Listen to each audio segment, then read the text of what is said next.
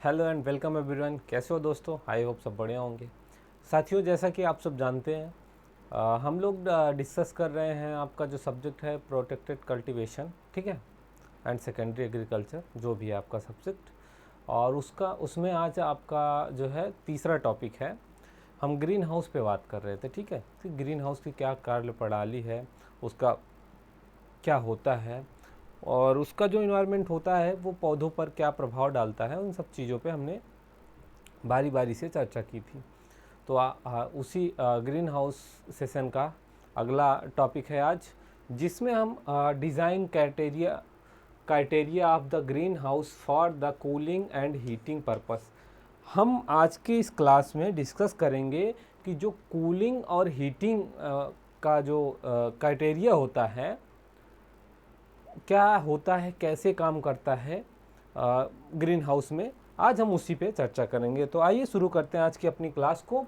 और सबसे पहले जो है यहाँ पे हमने आज का हमारा जो टॉपिक है कि ग्रीन हाउस का शीतलन और तापन, इसके प्रयोजन के लिए डिज़ाइन मापदंड, यानी कि किस तरीके की डिज़ाइन, कौन कौन सी चीज़ें, क्या क्या चाहिए होगा, उस पर हम चर्चा करेंगे। तो ग्रीन हाउस का जो एक अच्छा संचालन, ठीक है, वो उसकी डिज़ाइन पर भी निर्भर करता है कि ग्रीन हाउस बनाने का जो तरीका है वो किस तरीके से बनाया गया है, ठीक है।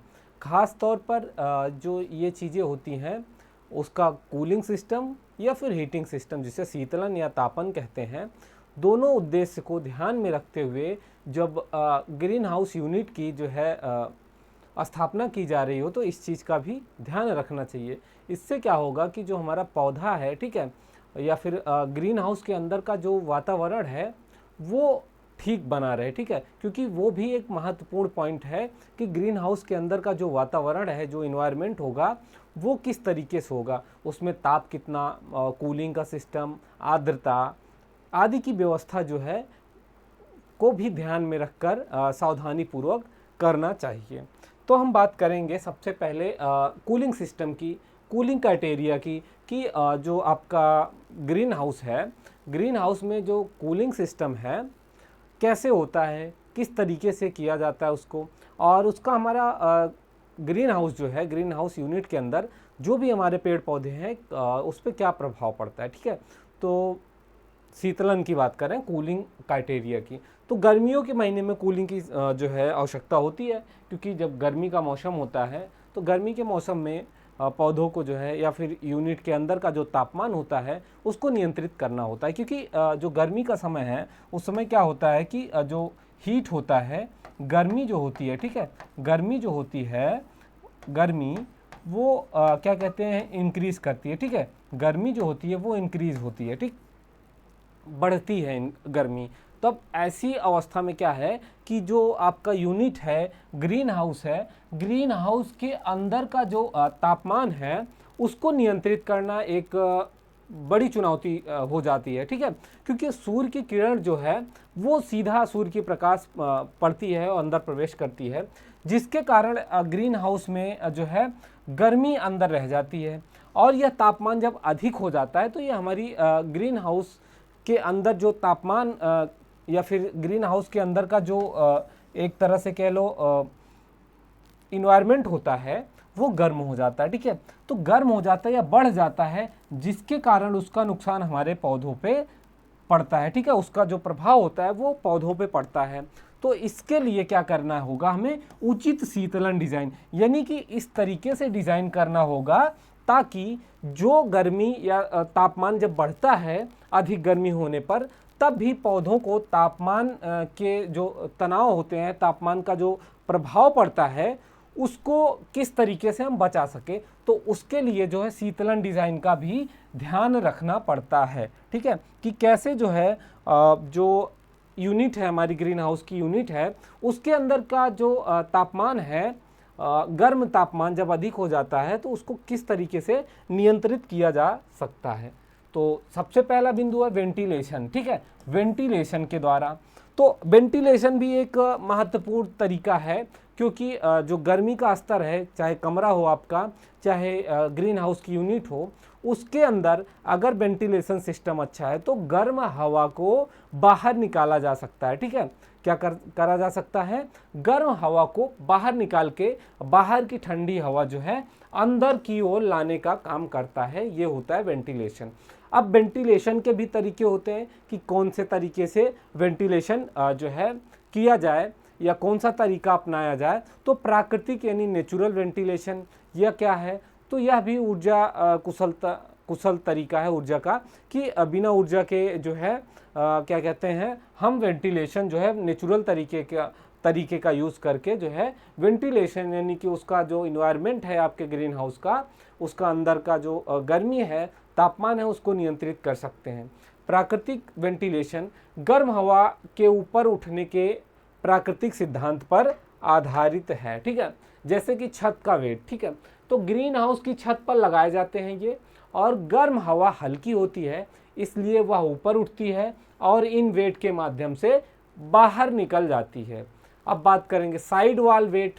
ये जो दीवार होते हैं, जो यूनिट की दीवारें होती हैं, उनकी बात करें तो ग्रीन हाउस की दीवारों पर ये लगाए जाते हैं, और ये आमतौर पर आधार के पास जैसे ही गर्म हवा छत के वेट से बाहर निकलती है तो ठंडी हवा साइड वॉल से अंदर आ जाती है। ठीक है, जैसे मान लीजिए आपका ये यूनिट है तो ऊपर गर्म हवा निकल जाएगी। ठीक है, गर्म हवा ऊपर निकल जाएगी, लेकिन साइड से जो है ठंडी हवा, ठीक, साइड से ठंडी हवा ग्रीन हाउस में निरंतर प्रवेश करती है। ठीक है, इसे जो है चिमनी प्रभाव कहते हैं। क्या कहते हैं, आपने घरों में देखा होगा चिमनी बनी होती है। ठीक है, कुछ इस तरीके से, तो इसे चिमनी प्रभाव का तरीका भी कहते हैं।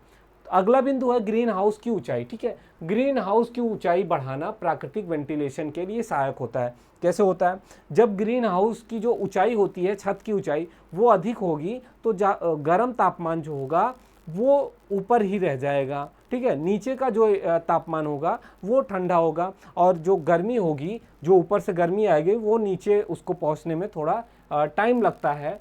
तो यह जो है गर्म हवा को पौधों से ऊपर एक बड़ा स्थान प्राप्त हो जाता है, जिससे क्या होता है कि पौधों के पास का तापमान कम हो जाता है। क्या होता है, पौधों के पास का तापमान जो है डिक्रीज हो जाता है, कम हो जाता है, और तापमान में तेजी से बदलाव को कम करने में जो है हमें मदद मिलती है। तो ग्रीन हाउस की ऊंचाई भी निर्भर करती है कि जो उसके अंदर का इन्वायरमेंट है कैसे उसको मेंटेन रखा जाए। अब हम बात करें यांत्रिक वेंटिलेशन की, जो है मशीनी यंत्रों द्वारा वेंटिलेशन का नियंत्रण करना। ठीक है, तो बड़े जो ग्रीन हाउस होते हैं उसमें तो इसी के माध्यम से जो है, उसमें जिन क्षेत्रों में बड़े ग्रीन हाउस की स्थापना की जाती है, वहाँ पे जो है इसी तरीके का जो है इसी यांत्रिक वेंटिलेशन का यूज़ किया जाता है, इस तरीके का, क्योंकि यहाँ पे वेंटिलेशन आवश्यकता होता है। इसमें क्या होता है, एग्जॉस्ट फैन लगते हैं, इनलेट लीवर का उपयोग किया जाता है, जिसके कारण जो है आसानी से उसका तापमान नियंत्रण किया जाता है। पंखों के चयन की बात की जाए तो इस तरीके के पंखे या एग्जॉस्ट का यूज़ करना चाहिए जो है ग्रीन हाउस के लिए 8 से 10 क्यूबिक फीट हवा 1 मिनट में जो है बाहर निकाल दे, और ग्रीन हाउस की हवा को हर 1-2 मिनट में पूरी तरीके से बदला जा सके। तो इस तरीके के पंखे का चयन करना चाहिए। पंखों का प्लेसमेंट, तो पंखों को ग्रीन हाउस के एक छोर पर, ठीक है, हवा से दूर वाली तरफ, ठीक है, यानी कि लीवार्ड साइड में स्थापित करेंगे, एक किनारे दूसरे छोर पर, और पंखे के एक दूसरे से लगभग 25 से अधिक दूरी नहीं होनी चाहिए, 25 फीट के आसपास, ताकि जो है वायु उसका समान जो है एक तरीके से समान रूप से फैल सके। इनलेट लीवर क्या होता है, ये फैन, जो 25 फीट की दूरी की बात कर रहे हैं, ये फैन और इनलेट लीवर की बात किया था। तो इसका कुल क्षेत्रफल पंखों के व्यास से कम 1 से 1.5 गुना होना चाहिए, ताकि हवा का प्रतिरोध कम हो। स्वचालित नियंत्रण, तापमान सेंसर और नियंत्रण का प्रयोग करके जो पंखे हैं, और स्वचालित पंखों का उपयोग किया जा सकता है या करते हैं, जिससे जो है चालू बंद करने जो है आवश्यकता के अनुसार जो उसका एनवायरनमेंट जो है वो बन जाए, तो पंखा आसानी से अपने आप जो है बंद हो जाए या फिर चालू हो जाए, जिससे ऊर्जा की भी बचत होगी। अगला बिंदु है वाष्पीकरण शीतलन। ठीक है, वाष्पीकरण शीतलन के द्वारा भी ग्रीन हाउस का जो इन्वायरमेंट है अंदर का, उसको जो है कंट्रोल किया जा सकता है। यह जो है पानी के वाष्प से गर्मी को अवशोषित करने के सिद्धांत पर कार्य करता है। जैसा कि आप जान रहे हैं वाष्पीकरण शीतलन, तो इसका मतलब यह है कि पानी के वाष्पीकरण से गर्मी को अवशोषित करने के सिद्धांत पर काम करता है, जिससे कि पास की जो हवा होती है वो हो जाती है ठंडी, और शुष्क और गर्म जलवायु में यह जो है प्रभावी रूप से काम करता है। इसमें जो है पैड और पंखा प्रणाली का यूज़ किया जाता है। देखिए ये क्या होता है, पैड और पंखा प्रणाली यह शीतलन का आम और प्रभावी तरीका है, ठीक है। जो आपका ग्रीन हाउस है उसको ठंडा करने के लिए इस तरीके का आमतौर पर यूज़ किया जाता है, ठीक है। इसमें क्या होता है कि एक पैड और पंखा प्रणाली यूज़ किया जाता है। इसमें क्या होता है, एक पैड होता है गीला, जिसे पानी से गीला किया जाता है, यह सेलुलोज या स्प्रिन फाइबर से बना होता है, और दूसरे छोर पर इसके एग्जॉस्ट फैन लगाए जाते हैं। इससे क्या होता है कि बाहर की जो गर्म शुष्क हवा को गीले पैड से खींचते हैं। क्या होता है, जब ये जो पैड होता है इसको लगा देते हैं, ये बना होता है सेलुलोज या स्पेन फाइबर का, और इसके ऊपर पानी का छिड़काव करते हैं। इससे क्या होता है, बाहर की जो गर्म हवा है उसको अवशोषित करता है, और फिर इस प्रक्रिया से हवा की गुप्त गर्मी जो है अवशोषित होती है, और जिससे क्या होता है, हवा ठंडी हो जाती है और अधिक आर्द्र हो जाती है। तो इस तरीके का यूज़ किया जाता है। पैड की डिज़ाइन की बात की जाए तो क्षेत्रफल पहले देखते हैं ग्रीन हाउस का, और फिर वायु प्रवाह दर पर ये निर्भर करता है। इसका सामान्य नियम यह है कि 20 फीट प्रति मिनट की वायु प्रवाह के दर से 24,000 CMF वाले पंखों का लगभग 1200 वर्ग फीट पैड क्षेत्र की आवश्यकता होती है। पैड की ऊंचाई आमतौर पर 4 फीट होती है, लेकिन यह 2 से 8 फीट तक भी होता है, अलग अलग तरीके का होता है। इस पे पानी का प्रवाह डाला जाता है।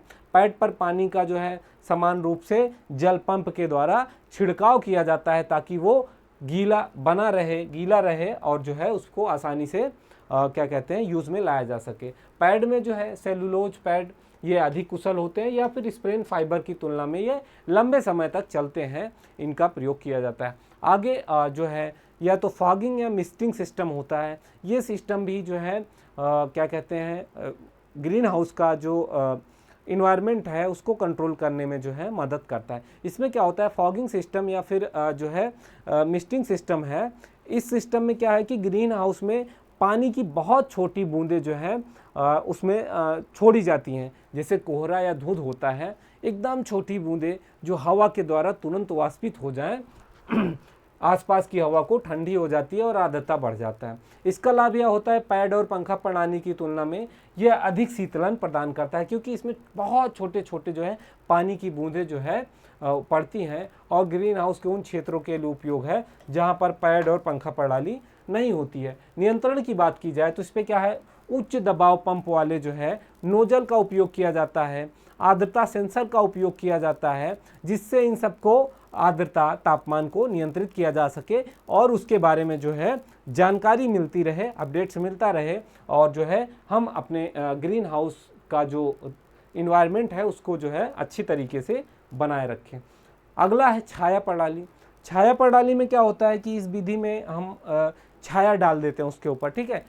शेड नेट का उपयोग करते हैं ग्रीन हाउस के ऊपर, ताकि जो सूर्य की प्रकाश की किरणें हैं वो सीधा जो है हमारे हाउस पर, ग्रीन हाउस पर ना पड़े, उसके ऊपर ही जो है इसको रोका जाता है, जिससे सूर्य प्रकाश की जो तीव्रता होती है कम हो जाती है, और जो है आवश्यकता के अनुसार ही जो है इसका यूज़ किया जाता है। वापस लेने योग्य स्क्रीन, या तो ऐसी स्क्रीन का उपयोग करते हैं, ये ग्रीन हाउस के अंदर या बाहर लगाए जा सकते हैं। इसमें स्वचालित और मैनुअल दोनों रूप से खोले और बंद किए जाते हैं इनको। यह क्या होता है कि दिन के सबसे गर्म समय में छाया प्रदान करता है, ठीक है, और जब कम गर्मी होगी तो आवश्यकता अनुसार इसको हटा देते हैं, जिससे प्रकाश का अधिकतम लाभ मिल सके। सतही सामग्री, ग्रीन हाउस की सतह के लिए ऐसी प्रणाली का चयन करना चाहिए जो कम सौर अवशोषण हो। ऐसी जो है प्रणाली का या सामग्री का यूज़ करना चाहिए जो सूर्य के प्रकाश की जो किरणें हैं उनका शोषण कम करे, ठीक है, क्या करे, अवशोषण कम करे, ठीक है, सूर्य के प्रकाश को प्रतिबिंबित करती है, जैसे कि पॉलीकार्बोनेट और कुछ पॉलीथीन फिल्में जो है इस श्रेणी में आती है। अगला जो बिंदु है वो है थर्मल मास।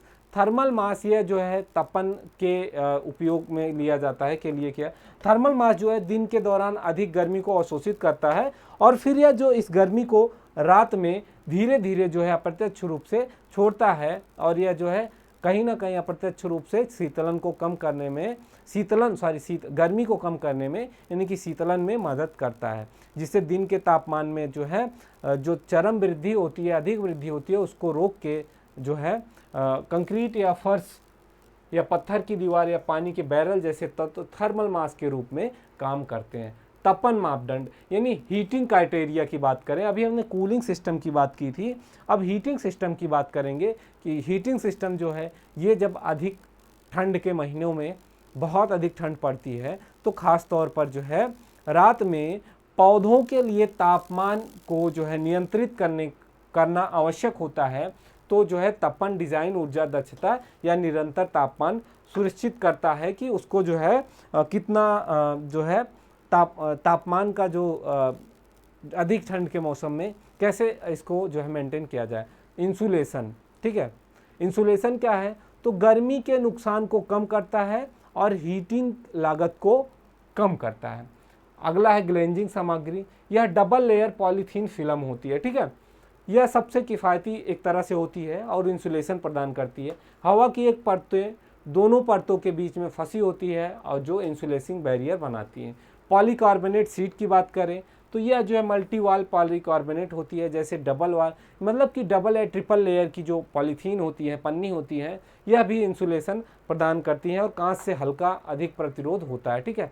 अगला है कांच। ये कांच क्या है, तो पारंपरिक रूप से इसका उपयोग किया जाता है, लेकिन जो इसकी औसत दक्षता होती है वो कुछ कम होती है। कैसे होती है हम इस पर चर्चा करेंगे, ठीक है। इसमें क्या है कि जो इसकी थर्मल दक्षता मल्टी वाल पॉलीकार्बोनेट से कम होती है। जब तक डबल पैन ग्लास का उपयोग न किया जाए तब तक जो है इसकी जो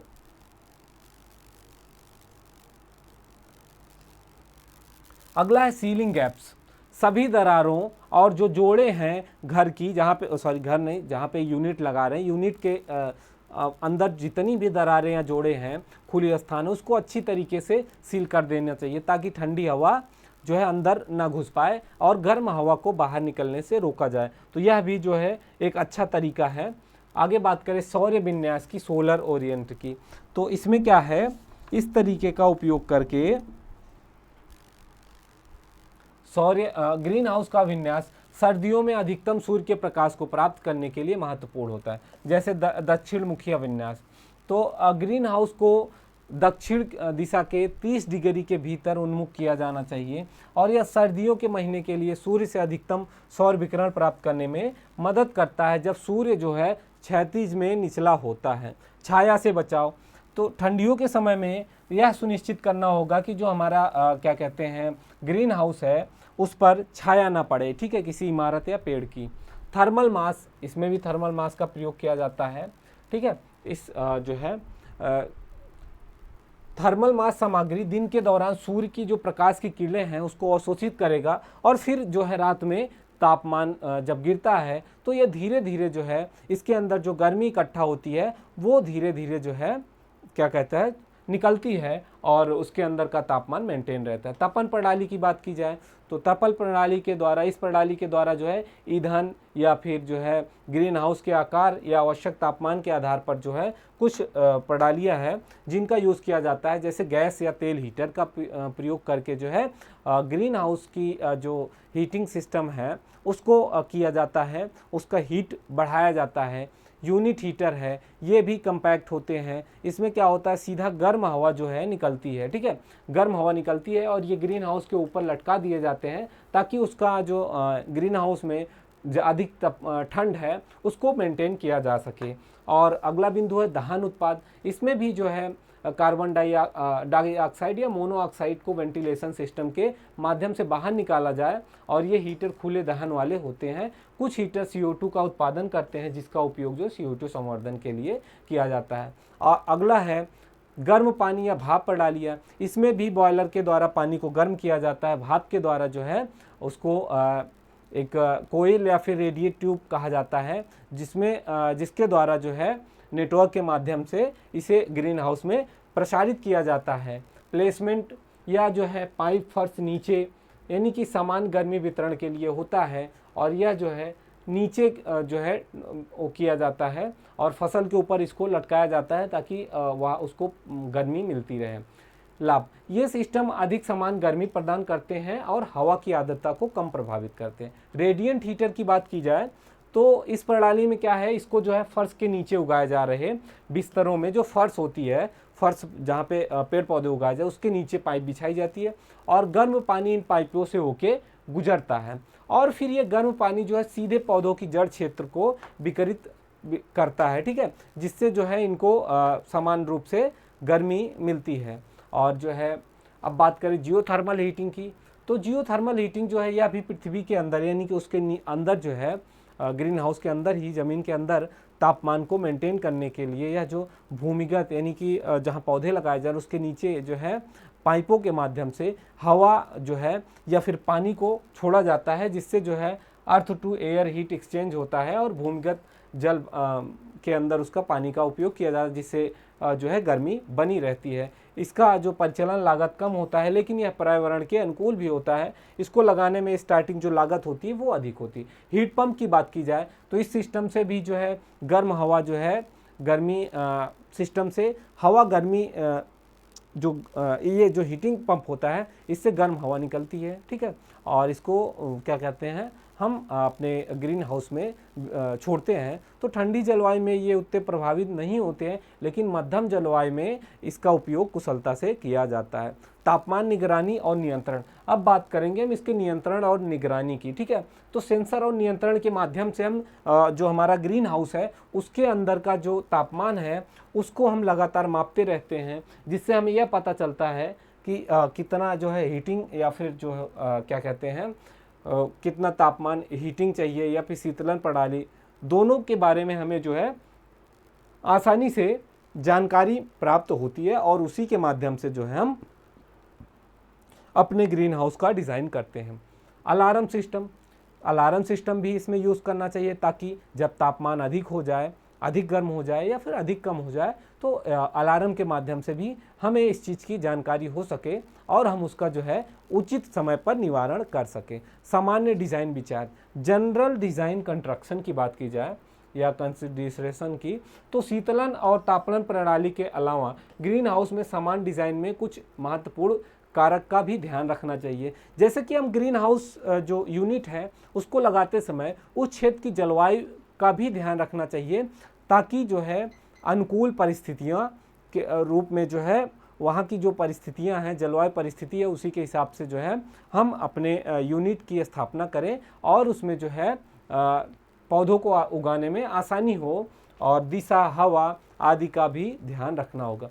पौधों की आवश्यकता, प्लांट रिक्वायरमेंट, उन विशिष्ट पौधों को तापमान, आर्द्रता या प्रकाश की आवश्यकता होती है उनका भी ध्यान रखना चाहिए और एक निश्चित वातावरण और जो है डिज़ाइन जो है ध्यान में रखकर किया जाना चाहिए। ऊर्जा दक्षता की बात की जाए तो ग्रीन हाउस का जो यूनिट लगाते समय यह भी ध्यान रखना होगा कि ऊर्जा की खपत का भी ध्यान रखना होगा, ताकि सही से इंसुलेशन, हीटिंग, कूलिंग आदि प्रक्रियाएं जो है आसानी से हो जाए और ऊर्जा नियंत्रण भी हो जाए, यानी ऊर्जा बचत भी हो जाए।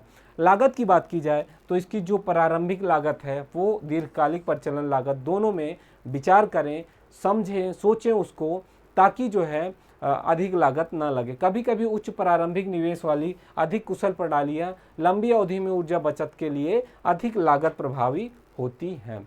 रखरखाव की बात करें, मेंटेनेंस की बात करें तो यह भी ध्यान रखना होगा कि जिन प्रणालियों पर पहुंच आसानी से हो, जिनका नियंत्रण रखरखाव आसानी से हो सके, उन्हीं का उपयोग करना चाहिए, ठीक है। और जो है पंखे, हीटर आदि जो है सेंसर को नियमित जो है रखरखाव की आवश्यकता होती है, इसका भी ध्यान रखें। और साथ ही साथ यूनिट की स्थापना करते समय उच्च क्षेत्र की जल निकास का भी ध्यान रखें कि उचित जल निकास हो, जल निकास प्रणाली हो, ताकि हमारा जो ग्रीन हाउस है उस पर किसी भी प्रकार का जो है प्रभाव ना पड़ सके, क्योंकि अगर जल जमाव होता है तो ऐसी स्थिति में बीमारियां और कीटों का खतरा बढ़ जाता है और जिसका नुकसान सीधा हमारी जो फसल होती है उस पर पड़ती है।